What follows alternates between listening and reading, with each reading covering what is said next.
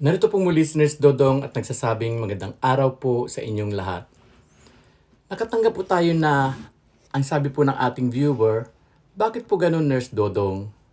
Kumakain naman ako pero bakit laging sumasakit ang ulo ko? Alam mo, pasensya ka na at nararanasan mo yan. Nakakainis talaga pag laging masakit ang ulo mo kahit kumakain ka naman. Marami po kasing posibleng dahilan kung bakit ka nakararanas ng madalas na sakit ng ulo o pagkahilo kahit regular kang kumakain. Narito po ang ilang posibleng sanhi. Una po, baka kulang po yata tayo sa tubig. Kasi po kahit kumakain ka kung hindi ka sapat uminom ng tubig, pwede ka pa rin makaranas ng sakit ng ulo. Kaya ano po ang solusyon? Subukang uminom ng 8 hanggang 10 baso ng tubig araw-araw. Pangalawa po, baka stress ka o pagod. Kapag pagod kasi ang utak o katawan, pwede pong sumakit ang ulo kahit busog ka. Ito po naman ang solusyon. Magpahinga, iwasan ang sobrang gadget, mobile phone, screen time at subukang mag-relax o matulog ng maayos. Pangatlo naman po ay baka kulang ka sa nutrisyon kahit kumakain. Kumakain ka nga pero baka kulang ka sa balanced nutrients, kulang sa protina, kulang sa iron, vitamins, at kung ano pa. At ito po ang solusyon, siguraduhin may balance ang diet mo. Meron kang gulay, prutas, protina at whole grains. Pang-apat, kape, soft drinks o matatamis na pagkain. Alam mo ang labis o kulang sa caffeine o sugar ay maaaring mag-trigger ng headache. Kaya ito po ang solusyon. Limitahan lamang po ang caffeine at processed sugar intake. Panglima, baka meron kang sakit sa mata o paningin. Baka meron kang eye strain.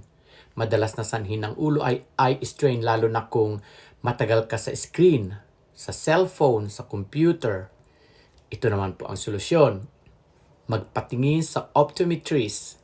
Ipahinga ang mata for 20 minutes. Meron po tayong 20-20-20 rule. Ano po ang 20-20-20 rule? Ito po ay isang simpleng panuntunan upang makatulong sa pag-iwas sa digital eye strain o pagkapagod ng mata dulot ng matagal na paggamit ng computer, cellphone, tablet o iba pang digital na screen. Ang ibig sabihin ng 20-20-20 rule, ito po ay tuwing ika-20 minuto tumingin sa isang bagay na nasa layo ng 20 talampakan sa loob ng 20 segundo. Bakit po ito mahalaga? Kasi kapag matagal tayong nakatutok sa screen, hindi natin namamalayang bihira tayong kumurap at nananatili ang focus ng mata sa parehong distansya. Ito ay maaaring magdulot ng pananakit ng mata, panlalabo ng paningin, pananakit ng ulo, tuyong mga mata. Ang 20-20-20 rule ay nagbibigay ng pahinga sa mga kalamnan ng mata natin at nakatutulong upang panatilihing maayos ang eye health. Ito po ang tips para mas madaling sundan ang rule na ito. Gumamit ka ng timer o alarm tuwing 20 minutes. Iposisyon ang iyong workspace malapit sa bintana kung saan may malalayong tanawin. At ipaalala sa sarili na kumurap ng madalas habang nakaharap sa screen. Kung patuloy pa rin po ang sintomas kahit sinusunod mo na ito, makabubuting magpakonsulta sa optometrist o ophthalmologist. Pang-anim po ay medical conditions tulad ng migraine, sinusitis, anemia, high blood pressure o ibang kondisyon. Ito po ang solusyon nito.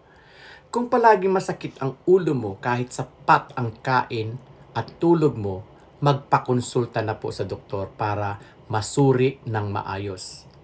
Mas maganda po kung tayo po ay may kaalaman. Kung may gusto po kayong pag-usapan, comment, like, follow, subscribe lang po at i-share po natin ito. at tangkilikin rin po natin ang aking YouTube channel at TikTok account.